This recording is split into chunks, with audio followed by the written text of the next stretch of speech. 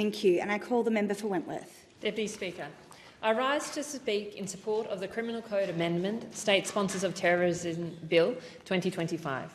The purpose of this change is to grant the government powers to formally list Iran's Revolutionary Guard, a military force embedded within the Iranian government, as a listed terrorist organisation.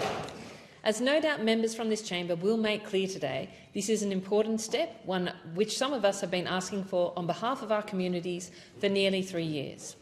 And while I accept that this is a step not to be taken lightly, I'm pleased to see that the government has finally acted. It has long been recognised that the IRGC is a sponsor of terrorism by groups such as Hamas, which are already listed as terrorist organisations.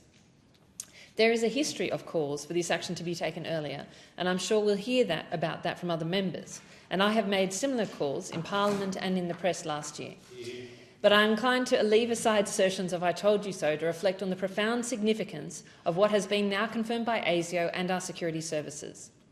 A foreign state actor has orchestrated criminal attacks in my local community, attacks they intended to damage our nation as a whole. Let that sink in. On October 20 last year, Lewis's Continental Kitchen in Bondi, a long-established family business in my community, was firebombed. I remember that day very vividly. I actually drove past and I saw the cars out in front and the police and services, and I wondered what was happening. And I was deeply concerned that this was another anti-Semitic attack in my community. As it emerged, it was. But I had no idea who was behind it. The Iranian Revolutionary Guard reached across the world using criminals for hire to set fire to a family catering business in Bondi. The owners have been dealing with the consequences ever since. I spoke to Judith, one of the family members, about her experiences, about the terror of being targeted like that and the wonder of what has happened and why anyone would attack. And then to find out that it was the Iranian government or the Iranian Revolutionary Guard who attacked, it just brought everything back. Judith told me about the devastation to their business, how difficult it has been to rebuild. The fact that, as I know, if you run a business and your business is destroyed by a fire, the time that it takes for you to rebuild can often mean that you lose some of those critical customers that underpinned your business in the first place. And this is what Judith and her family are battling through, trying to re-establish that business under the shadow of being attacked by the Iranian Revolutionary Guards. There is much work that still Judith and her family are still doing to rebuild this business, and I urge the government to support that family and their efforts, including specifically their security, but there are other issues in terms of rebuilding their business as they are. Let's look at the purpose of this attack. The purpose was not just to attack one single business or harm one single family. It was to terrorise the Jewish community in Australia.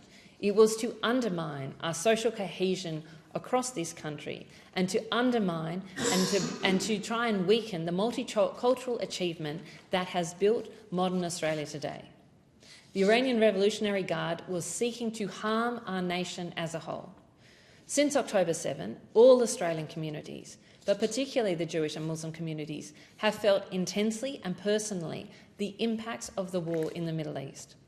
As our security agencies have now established, the Iranian regime sought to exploit the fragile environment of heightened tension to spread fear and sow division by targeting the Australian Jewish community through criminal proxies.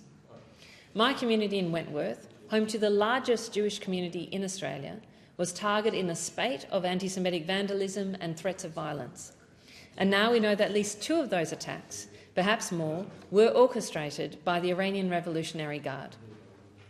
A few months after the Bondi attack, the Iranian Revolutionary Guard also orchestrated the attack in Melbourne that destroyed the Adas Israel Synagogue. Again, the purpose was to incite hatred, fear and division, to tear at the fabric of our community, to terrorise the Jewish community and to undermine Australia's multicultural community. The social cohesion of our diverse nation underpins our success, and we must maintain it. That means defending Australia from malicious attacks, as this legislation seeks to do so.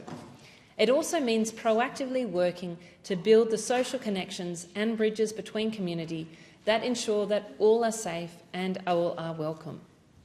With that in mind, I want to reassure Australia's Iranian community that they remain a welcome and important part of Australia's multicultural fabric. I know many Iranian Australians are equally appalled by the IRGC, as well as significant and substantial human rights violations perpetrated by the Iranian regime. Just a few months after I was elected to this place in the first term, I joined members of the Australia's Iranian community on the forecourt of Parliament House to mark the terrible murder of the young Iranian Kurdish woman Mahsa Amini by the despotic Iranian regime. The crimes of the Iranian regime continue, including the execution of over 1,000 people this year. We know now that the crime of the Iranian regime have also been perpetrated in Australia. The listing of the Iranian Revolutionary Guard sends a clear signal that we will defend our interests from those who seek to harm us. The listing of the Iranian Revolutionary Guard as a terrorist organisation is overdue.